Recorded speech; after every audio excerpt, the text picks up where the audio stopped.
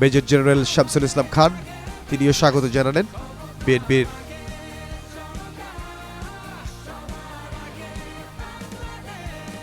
বিএনপির যারা নীতি নির্ধারণী দায়িত্বে যারা রয়েছেন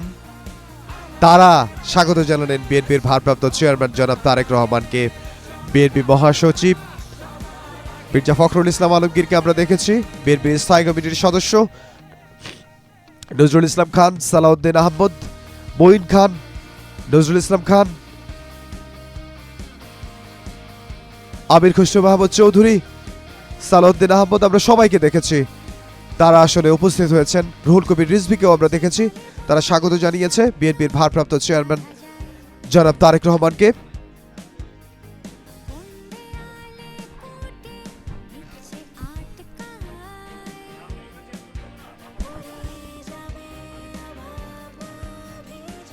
বাংলাদেশের তিনবারের প্রধানমন্ত্রী বেগম খালেদা জিয়ার পরিবারের সদস্য, বেগম খালেদা জিয়ার বোন,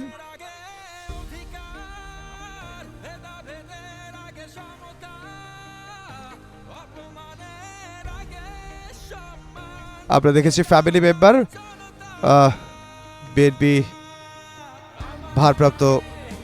চেয়ারম্যান, তার শাশুড়ি, তার সঙ্গে তিনি এখন বসেছেন, কথা বলছেন।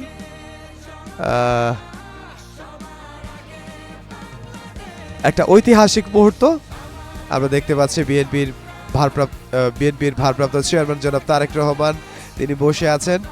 এবং তার পাশে আমরা দেখতে পাচ্ছি তার মেয়ে জায়মা রহমান, তিনি বসে আছেন এবং তার পাশে তার শাশুড়ি তিনি বসে আছেন এবং অন্য পাশে আমরা দেখছি বিএনপির ভারপ্রাপ্ত চেয়ারম্যান জনাব তারেক রহমান, তার স্ত্রী ডক্টর জুবায়দা রহমান তিনি বসে আছেন। তারা এখানে কিছুক্ষণ অপেক্ষা করবেন, তারা আসলে অপেক্ষা করছেন জনতার কাছে যাওয়ার জন্য, তারা অপেক্ষা করছেন জুলাই ৩৬ এক্সপ্রেসওয়েতে যাওয়ার জন্য, সেখানে নিয়ে যাওয়া হবে। আমরা দেখতে পাচ্ছি বিএনপির স্থায়ী কমিটির সদস্য সালাউদ্দিন আহমদ তিনি বিএনপির ভারপ্রাপ্ত চেয়ারম্যান জনাব তারেক রহমানের সঙ্গে কথা বলছেন, কারণ বিএনপির স্থায়ী কমিটির সদস্য যারা রয়েছেন তারা অপেক্ষা করছেন বিএনপির ভারপ্রাপ্ত চেয়ারম্যান জনাব তারেক রহমানকে নিয়ে জনতার কাছে যেতে, তৃণমূলের নেতৃবৃন্দের কাছে যেতে, যারা গতকাল ভোর রাত থেকে সেখানে অপেক্ষা করছেন, লক্ষ লক্ষ জনতা তারা সেখানে অপেক্ষা করছেন বিএনপির ভারপ্রাপ্ত চেয়ারম্যান জনাব তারেক রহমান তাকে এক নজর দেখার জন্য, তাকে স্বাগত জানানোর জন্য, তাকে সংবর্ধনা জানানোর জন্য, তার বক্তৃতা শোনার জন্য। আমরা এই মুহূর্তে দেখতে পাচ্ছি বিএনপির ভারপ্রাপ্ত চেয়ারম্যান জনাব তারেক রহমান তিনি বাংলাদেশের মাটিতে পা রেখেছেন আরো ঘন্টা দেড়েক আগে সিলেটে ওসমানী আন্তর্জাতিক বিমানবন্দরে তিনি এসে পৌঁছান এবং সেখান থেকে অল্প কিছুক্ষণ আগে তিনি হযরত শাহজালাল আন্তর্জাতিক বিমানবন্দরে এসে পৌঁছান এবং আমরা হযরত শাহজালাল আন্তর্জাতিক বিমানবন্দরে সরাসরি দেখতে পাচ্ছি সেখানে তিনি লাউঞ্জে বসে আছেন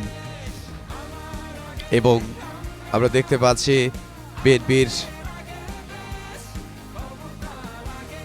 ভারপ্রাপ্ত চেয়ারম্যান তারেক রহমানের শাশুড়ি এবং তার মেয়ে জায়মা রহমান তার নানুর সঙ্গে বসে আছেন এবং বিএনপি চেয়ারপারসন তিনি অসুস্থ হয়ে আমরা জানি রাজধানীর এভার কেয়ার হসপিটালে ভর্তি আছেন 1 মাসেরও বেশি সময়। সেখানে তিনি হয়তো আজকে বিএনপি চেয়ারপারসন বেগম খালেদা জিয়া তিনি সুস্থ থাকলে তিনি আসলে হযরত শাহজালাল আন্তর্জাতিক বিমানবন্দরে ছেলেকে স্বাগত জানাতে আসতেন, কিন্তু তিনি যেহেতু দীর্ঘ 1 মাসের বেশি সময় ধরে রাজধানীর এভার কেয়ার হসপিটালে চিকিৎসাধীন রয়েছেন, সেখানে তিনি আসতে পারেননি এবং বিএনপির ভারপ্রাপ্ত চেয়ারম্যান জনাব তারেক রহমান তিনি এসেছেন। আমরা এই মুহূর্তে দেখতে পাচ্ছি বিএনপির মহাসচিব মির্জা ফখরুল ইসলাম আলমগীর, বিএনপির স্থায়ী কমিটির সদস্য মির্জা আব্বাস, বিএনপির স্থায়ী কমিটির সদস্য আমির খসরু মাহমুদ চৌধুরী, আমরা দেখতে পাচ্ছি বিএনপির স্থায়ী কমিটির সদস্য ইকবাল মাহমুদ টুকু, গয়েশ্বর চন্দ্র রায়,